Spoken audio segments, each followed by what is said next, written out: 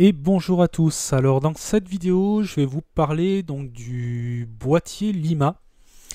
Donc ça fera partie des nouvelles vidéos un petit peu info donc que je vais faire sur ma chaîne avec la nouvelle configuration comme je vous avais mis dans la vidéo précédente. Donc juste petite parenthèse, donc comme je vous avais dit, j'allais faire un essai sur fond blanc. Donc vous me direz dans la description si vous préférez des vidéos comme ça sur fond blanc, ou alors tout simplement comme j'ai fait la dernière fois avec mon setup en fond. L'avantage du fond blanc là, c'est que j'ai la lumière qui se reflète dessus, donc la qualité est un petit peu au-dessus, donc c'est vrai que ça a cet avantage là. Donc pour le boîtier Lima, donc qu'est-ce que le boîtier Lima? Donc c'est un petit boîtier en fait qui va vous permettre de créer un cloud personnel.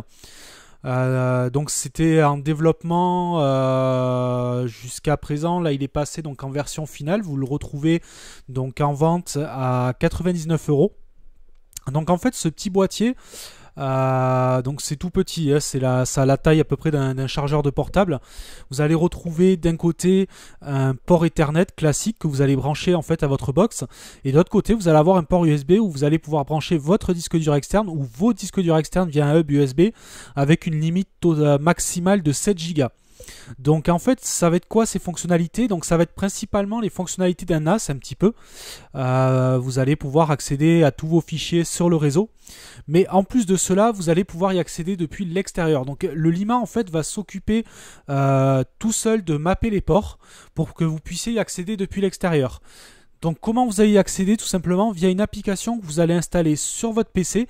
Donc l'application elle est compatible avec Windows, OS X, je crois qu'il y a une version Linux aussi, il y a une version iOS et une version Android. Donc c'est quand même compatible avec à peu près toutes les plateformes.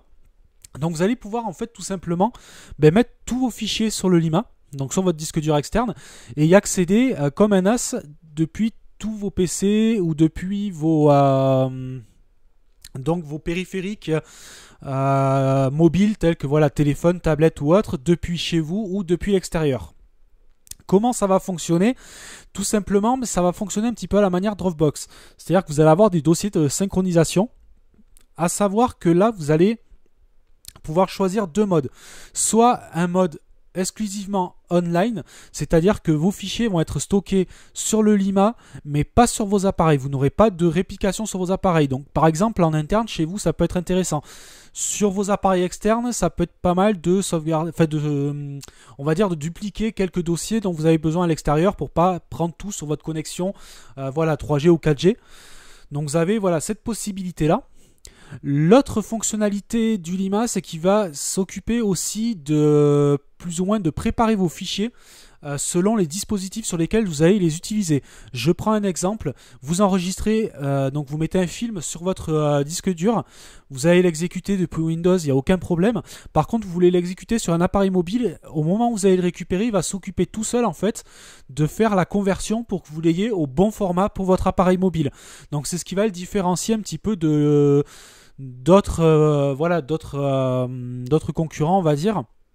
Et surtout l'avantage qu'il y a, c'est que c'est un cloud personnel, vous n'êtes pas limité par à part si les 7 Tera, mais bon, généralement vous allez être limité déjà physiquement par vos disques durs externes parce que vous n'allez pas pouvoir mettre non plus un hub 10 ports USB. Quels en sont les avantages et les inconvénients? Alors l'avantage déjà, c'est voilà, ça va être la taille. Le fait que vous achetez une fois pour toutes le boîtier et vous y mettez la taille que vous voulez derrière selon vos disques durs, voilà, vous pouvez y accéder partout, que ce soit en interne ou en externe. Il faut savoir que pour l'externe, vous avez aussi, j'y reviendrai aussi dans les inconvénients, mais vous avez quand même une clé de cryptage, hein, tout ne transite pas comme ça en clair, donc il y a quand même un petit peu de sécurité.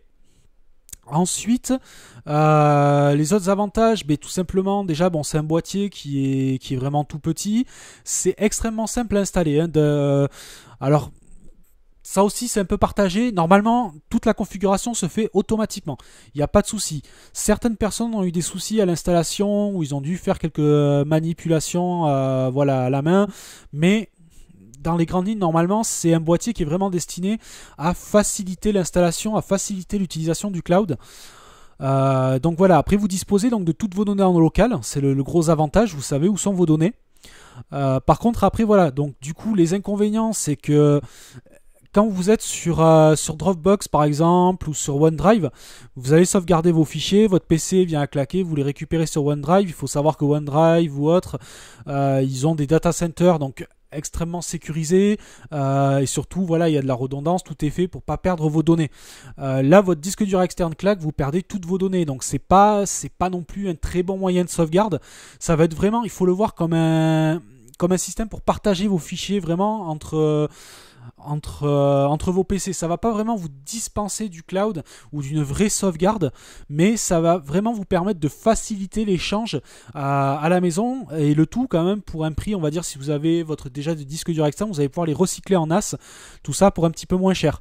Donc il va avoir quelques avantages par rapport à d'autres systèmes comme les NAS Synology par exemple, qui proposent déjà toute une multitude de services pour faire ce genre un petit peu de configuration. Vous avez aussi OnCloud, mais OnCloud par exemple, donc OnCloud pour ceux qui ne connaissent pas, c'est un petit serveur que vous pouvez installer sous Linux ou sous Windows qui va vous permettre de faire un petit peu la même chose en fait, hein, de synchroniser des dossiers. Vous avez une interface web pour y accéder, vous pouvez créer des partages par mail via des liens. Donc OnCloud c'est vraiment une solution qui est vraiment très bien. Le défaut qu'elle a, c'est qu'elle va vous mobiliser une machine. Donc vous pouvez faire ça sur un Raspberry, ça va tourner, mais elle va vous mobiliser voilà une machine. Donc là l'avantage c'est que vous avez un petit boîtier, il n'y a pas de ventilateur ou autre, c'est ultra silencieux, vous mettez ça derrière votre box, vous n'avez pas énormément de paramétrage. Bon, OnCloud encore sous Linux maintenant, ils ont pas mal assisté, on peut l'installer assez facilement. Sous Windows il faut savoir qu'il faut créer un serveur 2IS ou alors voilà, un serveur MySQL ou autre. Il y a quand même plusieurs choses à faire pour le mettre en place. Donc là l'avantage il va être là, ça va être sur la simplicité d'utilisation. On est quand même sur un prix raisonnable pour ce genre de boîtier. Bon, il faut savoir que c'est pas nouveau, hein. Des boîtiers comme ça qui transforment au disque dur externe en NAS, on en trouve depuis des années, et on en trouvait déjà à des prix aux alentours des 40 euros. Par contre, voilà, vous aviez un peu plus de configuration à faire. Et il faut savoir que vous n'aviez pas autant de fonctionnalités, d'applications qui synchronisaient. Donc voilà, c'est là où ça va un petit peu se démarquer, c'est le fait qu'ils ont fait, on va dire, un petit peu un tout en un. Donc c'est plutôt pas mal. Après, il faut savoir que voilà, avec un NAS, vous allez pouvoir aussi arriver à de très bons résultats, avoir du FTP, avoir plein de choses. Mais bon, ça va demander un peu plus de configuration. Là, ça va vraiment, en fait, s'adresser à des personnes qui veulent un système assez simple d'utilisation. Qui là, normalement, voilà, sur les données constructeurs, vraiment, vous branchez. Ça fonctionne de suite. Donc c'est quand même un avantage qui n'est pas négligeable. Après, vous avez en plus, il embarque quelques sécurités, il a des clés de cryptage pour les données. Il faut savoir que c'est pas infaillible, mais déjà, ça sera toujours mieux que quand vous avez votre NAS. Souvent, vous pensez pas à faire une DMZ, à faire un serveur SSH, enfin tout un système de sécurité. Là, plus ou moins, vous l'aurez. Ça vous sécurise pas contre tout, mais déjà, au moins, vous avez un minimum de sécurité sur votre réseau. Donc, c'est quand même un avantage de ce côté-là. Donc après, voilà, j'ai fait un petit peu le tour de ce que peut donner ce boîtier-là. Donc, c'est une petite société, donc apparemment qui est assez réactive au niveau du SAV et avec qui on a quand même une communication assez simple. Donc c'est quand même un produit qui commence à être reconnu. Je pense que vous avez déjà vu passer certaines pubs, notamment sur Facebook. Je sais qu'ils ont pas mal bombardé de pubs. Moi je l'avais découvert là d'ailleurs il y a à peu près maintenant 5-6 mois. Là ça fait un petit moment que je me renseigne un peu là-dessus, voir comment ça fonctionne, les fonctionnalités, voir un petit peu tout ce qu'on peut faire avec. Et c'est vrai que ça a l'air plutôt bien conçu. L'interface est quand même assez assez intuitive. Donc c'est quand même un appareil, moi je trouve, qui est assez abouti au niveau autant des fonctionnalités que de la simplicité d'utilisation. Donc ça, c'est vraiment voilà un produit qui a été assez recherché. Il y a eu plusieurs versions bêta d'ailleurs qui avaient été fournies à certains testeurs. Et déjà sur les versions bêta, il y avait de bons retours. Donc après avoir un petit peu dans l'avenir ce que ça peut donner, mais apparemment déjà les débuts sont assez prometteurs pour ce genre de produit. Les tarifs sont quand même voilà relativement abordables hein, par rapport à un NAS. Bon après si vous devez acheter le Lima plus vos disques durs externes, c'est sûr que vous allez arriver quasiment ou même vous allez arriver au prix d'un NAS. Donc c'est vrai que bon, ça peut, niveau tarifaire, c'est vraiment quand vous voulez recycler un disque dur. Après, ce qu'il va y avoir de sympa aussi avec ces boîtiers-là, c'est qu'on va pouvoir les faire fonctionner en grappe, c'est-à-dire que vous allez pouvoir avoir plusieurs limas. Et en fait, ça va vous permettre du coup d'augmenter les tailles et de les faire marcher comme un seul. Donc les faire marcher en grappe, vous allez du coup gagner un peu plus en performance, un peu plus en taille de données. Donc ça va être assez sympa. Malheureusement, au jour d'aujourd'hui, ce qui est dommage, c'est qu'ils n'aient pas fait de version RAID où on pourrait brancher deux disques durs externes de même taille et faire par exemple un mirroring entre ces deux disques durs pour sécuriser un petit peu.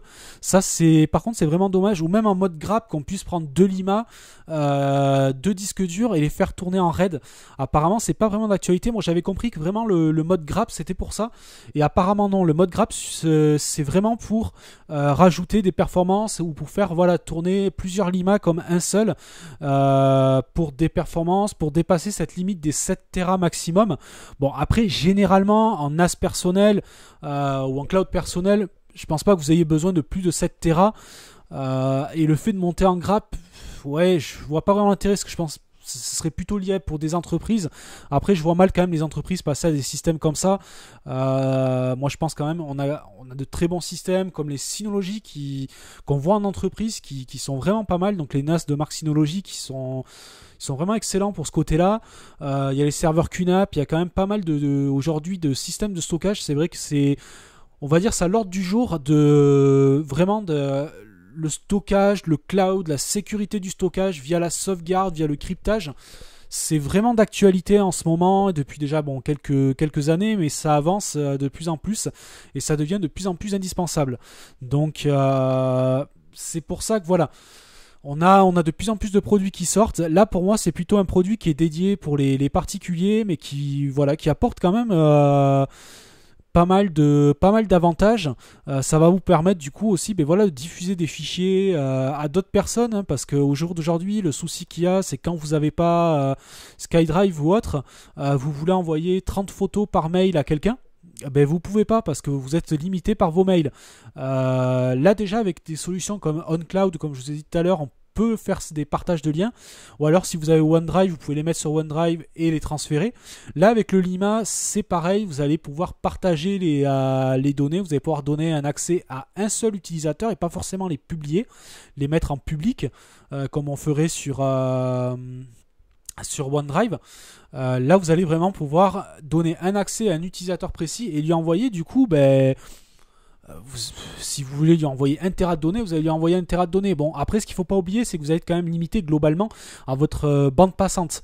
Vous n'allez pas non plus pouvoir faire des échanges monstrueux. Vous passez 1 Tera par Internet. Même en ayant un bon débit, il faut quand même un certain temps, même énormément de temps. Donc il y a quand même une limite au niveau aussi de votre débit. Donc voilà. Après, donc vous allez avoir qu'est-ce que vous pouvez encore avoir comme fonctionnalité, utilisation comme ça. Donc voilà, vraiment du partage de données, l'accessibilité de vos données un petit peu partout, soit donc en mode online, et dans ces cas-là vous allez télécharger à chaque fois pour pouvoir visionner depuis votre mobile, depuis vos appareils mobiles, ou depuis même tout simplement un PC situé à l'extérieur via l'interface web. Donc vous allez avoir aussi cette possibilité là, ou le mode offline, vous allez pouvoir sélectionner dans des dossiers ou des sous-dossiers les fichiers que vous voulez synchroniser à la manière de OneDrive pour les avoir à la fois en local sur votre PC ou votre tablette ou voilà vos appareils mobiles, et à la fois sur le Lima. Donc vous allez avoir les deux possibilités, le mode online et offline. Donc c'est vrai que ça peut être sympa avant de partir. Voilà, vous savez que vous avez besoin d'accéder à tel et tel document. Vous allez vous les synchroniser vite fait à la maison pour être sûr de pas non plus vous prendre, vous bouffer en fait votre forfait 4G pour aller récupérer une vidéo ou une série de photos. Donc c'est plutôt pas mal sur ce point-là. Donc c'est voilà, c'est un assez bon appareil, moi je trouve, pour autant au niveau simplicité qu'au niveau donc fonctionnalité. Ils ont fait quelque chose pour ma part de plutôt complet. Comme je vous dis, le seul petit regret c'est le RAID. Après, comme c'était destiné plus ou moins aux particuliers, est-ce que ça a été volontaire? Après, je pense peut-être qu'il y aura des modèles RAID qui vont sortir. Pourquoi pas des modèles plus dédiés professionnels sous forme de NAS par exemple. C'est voilà, c'est un petit peu peut-être qu'ils vont développer ça un petit peu à la manière de Synology qui a fondé son système un petit peu comme sur le Lima et qui en a fait des NAS qui sont aujourd'hui assez prisés parce qu'assez complet, ils fonctionnent très très bien. Donc c'est voilà, vous avez déjà pas mal de fonctionnalités dedans, vous permettant donc de configurer un certain niveau de sécurité. Donc c'est plutôt pas mal sur ce point-là. Alors pourquoi pas, pour l'instant il n'y a pas vraiment encore d'informations sur leur site web de certaines évolutions ou certains nouveaux produits. Là ils sont, je pense, en train de finaliser vraiment le Lima, hein, enfin de finaliser. Il est actuellement voilà en vente, ça y est, en vente produit final, hein, c'est plus une bêta. Le développement est entre guillemets terminé, même si des mises à jour je pense vont arriver. Après, seul doute pour l'instant, il n'y a pas d'abonnement qui a été annoncé. Étant donné que c'est du local, bon, ça me paraît plutôt logique. Mais bon, à voir dans le temps aussi, parce que apparemment c'est quelque chose qui est resté assez tabou chez eux. Donc, à voir vraiment avec le temps ce que ça va donner. Donc voilà. Je vous ferai donc un peu plus à l'avenir de vidéos donc comme ça, de vidéos informations pour vous faire découvrir des produits qui me semblent pour moi assez intéressants et sur lesquels on ne trouve pas forcément énormément d'informations. Il faut savoir que ce boîtier là sur YouTube, j'ai trouvé quelques vidéos, hein, j'ai trouvé quelques podcasts qui parlaient de ce boîtier là. Mais ça reste quand même assez restreint. J'essaie un petit peu de zioter ce qui peut se faire au niveau matériel, que ce soit sur des marques comme ça ou sur des marques un peu moins connues. Petite parenthèse aussi, tant que j'y suis, on va changer juste un petit peu de sujet, juste pour dire voilà que toujours en revenant au micro Neewer, pour ceux que ça intéresse, Neewer a sorti une alimentation Phantom à 17 € qui apparemment fonctionne plutôt pas mal. Donc moi, bon, je vous la ferai pas en test pour la simple et bonne raison que ma console de mixage fait l'alimentation Phantom, donc je n'ai pas vraiment l'utilité d'investir là-dedans. Mais sachez que voilà, ils ont sorti ce modèle-là à prix assez raisonnable. Ça peut quand même vous faire un kit assez sympa, toujours en prenant le bras ou autre qui a fortement baissé. Donc voilà, je vais pas faire de vidéo dédiée, c'est pour ça que je le glisse à la fin d'une vidéo. J'essaierai de penser de vous mettre le lien comme d'habitude sur le site internet. Pour le Lima c'est pareil, pour le Lima je vous mettrai donc comme d'habitude les liens d'achat sur Amazon, donc sur le site. Donc pensez à consulter un petit peu le site quand vous voulez. J'essaie de vous mettre toujours un petit peu les bons tarifs, quelques bons plans, toutes les références que je présente en vidéo. J'essaie toujours voilà, de vous trouver un petit peu les meilleurs tarifs là-dessus. Comme je vous ai dit, si je mets aussi ces liens-là, c'est donc grâce à un partenariat. Donc voilà, ça permet aussi indirectement de faire avancer la chaîne en utilisant voilà, le site et en passant vos commandes par le site. Vous, ça vous coûte pas plus cher, au contraire même, parce que j'essaie de vous orienter vers les meilleurs plans. Et pour la chaîne, c'est toujours un petit plus. Et ça pourrait permettre, comme je vous avais dit dans une autre vidéo, de lancer peut-être un petit concours d'ici la fin d'année pour vous faire gagner quelque chose. Donc on verra ça un petit peu avec le temps. Et voilà, donc sur ce, je vais vous laisser là. Comme je vous ai dit, donc mettez-moi un petit commentaire si vous avez préféré cette vidéo-là, donc sur fond blanc, ou si vous avez préféré l'autre vidéo où on voit le setup derrière, si vous trouvez que ça fait trop vide le fond blanc ou pas, pour savoir un petit peu comment sur les prochaines vidéos, ce que je ferai, si je reste sur fond blanc ou si je remets l'autre setup, sachant que bon là je pense, j'ai pas encore vu le résultat, mais je pense que sur fond blanc, la qualité vidéo sera un petit peu mieux. Je dis bien un petit peu mieux parce que bon, pour l'instant, l'éclairage, c'est vraiment pas ça. Et malheureusement, je pense pas améliorer ce point-là pour vraiment un problème. C'est même pas un problème de budget, mais vraiment un problème de place. Parce que bon, une softbox, c'est pas ce que ça coûte. Mais réellement, voilà, le gros souci, c'est que ça prend de la place. Je veux pas la démonter à chaque fois. Là, déjà, sur la nouvelle configuration, ça me demande quand même pas mal de préparation avant les vidéos. Parce qu'il faut que je transfère en fait toute ma configuration sur le Mac, la console de mixage, la webcam, tout ça. Que je mette tout ça sur pied, que je cadre tout. Que derrière, j'ai beaucoup d'encodage. Maintenant, avec ce système-là, il y a un peu plus de montage. Donc, c'est vrai que voilà, je veux pas non plus aussi me rajouter. Voilà, trop non plus de manipulation. Donc je vais m'arrêter là pour cette vidéo et je vous dis à une prochaine vidéo. Allez, salut!